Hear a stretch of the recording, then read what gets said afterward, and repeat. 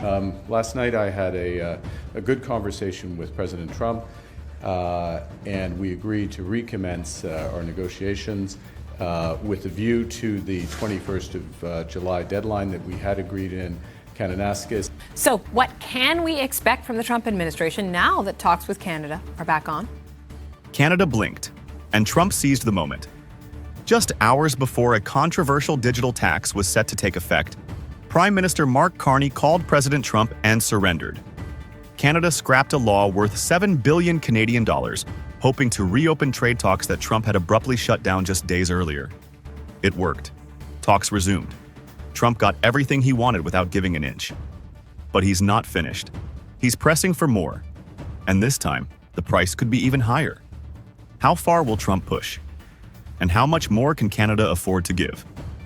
Here, Canada seemingly has played this card at that point in time. And so was it withdrawn out of goodwill? And is it going to get us more than just talks restarting? Trump got exactly what he wanted without offering anything in return. The tax is gone. The 301 investigation? Canceled. Threatened tariffs? Suspended, for now. But Canada didn't win any tariff relief. As of June 30th, the U.S. maintains elevated tariffs on Canadian steel, aluminum, and autos, as high as 50% in some categories since March 2025. This follows a pattern. In recent trade talks with the UK, Trump agreed to resume dialogue but didn't remove tariffs. He prefers temporary calm, not permanent settlement. In his own words, he's a tariff guy. That means the US-Canada talks, even now, are happening with a loaded gun on the table. And Trump's finger is still on the trigger. Is a big victory for our tech companies and our American workers here at home on this planet. And every country on the planet needs to have good trade relationships with the United States. Even after getting what he wanted, Trump didn't ease up. He's still pushing for access to Canada's tightly controlled dairy and poultry sectors, areas protected under Canada's supply management system. And he's gone further, accusing 11 out of 13 Canadian provinces of banning American products from shelves or shutting U.S. companies out of procurement contracts. He's called these moves nasty. And though no new tariffs have been triggered yet, the threat still hangs. Behind closed doors, both U.S. and Canadian negotiators know Trump doesn't let things go. He escalates until he wins more, or until the other side walks. In Mr. Carney's comments earlier today, he talked about this being part of a larger negotiation, but he said it was expected as part of a bigger deal. He talked about it not making sense to collect these revenues and later have to remit them, almost positioning this. Carney, for now, is staying calm. He says negotiations are part of a broader deal and emphasizes that everything is still in progress. But behind that calm is concern. Canada has already offered a lot. Since December 2024, the Carney government has approved billions more in border security spending, supported the controversial U.S.-led Golden Dome Missile Defense Initiative, passed Bill C-2 on border measures, and passed Bill C-5 to ease U.S. investment in Canadian critical minerals. And now, the DST is gone, the most direct economic concession to date. What has Canada gotten in return? Not much. No tariff relief. No market access wins. No permanent guarantees. Trade expert Stuart True calls this an extremely high price to pay just to return to negotiations, with no guarantee of success. And the negotiations themselves remain secretive, giving no clarity on what else Canada might be forced to give up next. Both sides are aiming for a final deal by July 21st, less than 3 weeks away. But even with talks back on, nothing is certain. If Trump refuses to offer meaningful concessions, like tariff rollbacks or access guarantees, this apparent victory may unravel. Carney could walk away again, this time with a stronger case.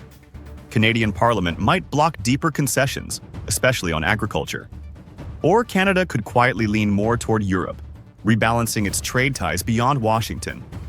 Trump may have won this round, but if he overreaches, if he demands too much, offers too little, and pushes too hard, he risks losing the very deal he just got back on track. Because even the quietest partner can flip the table when pushed too far. I think it was a clever tactic by Prime Minister Carney to hold on to this tax to the last minute, and then President Trump came in at the very last minute. So it bought us a little time, and it gives the appearance that we've made a concession as we head towards this July 21st date. So I think there's a mini win there. Trump forced Canada to drop its digital tax, and he got his win. But that moment triggered something bigger. While Trump celebrated, Carney shifted strategy away from U.S. dependence toward LNG exports and new global markets. At the same time, Canadians responded in their own way, with record levels of national pride and a quiet boycott of America. This isn't just a trade story anymore, it's a turning point. Trump got what he wanted.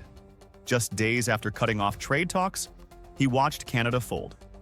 The digital tax, worth over 7 billion Canadian dollars, was gone, canceled just hours before it took effect. No tariffs. Number 301 probe. Just a clean public retreat. It looked like a total win, but not to everyone. Economist Julian Karagassian, a former special advisor to Canada's finance ministry, saw it differently. He called it a smart tactical play, not surrender, but timing.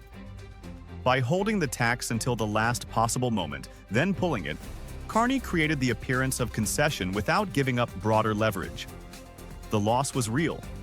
Canada gave up billions in projected revenue at a time of historic budget pressures, from defense spending to healthcare transfers. But the move also preserved space to negotiate, avoid escalation, and keep Canada at the table. Trump claimed victory. But Carney, Karagassian argued, had already pivoted to something much bigger. I think we need to reduce our trade dependence on the United States. We are a natural resource superpower.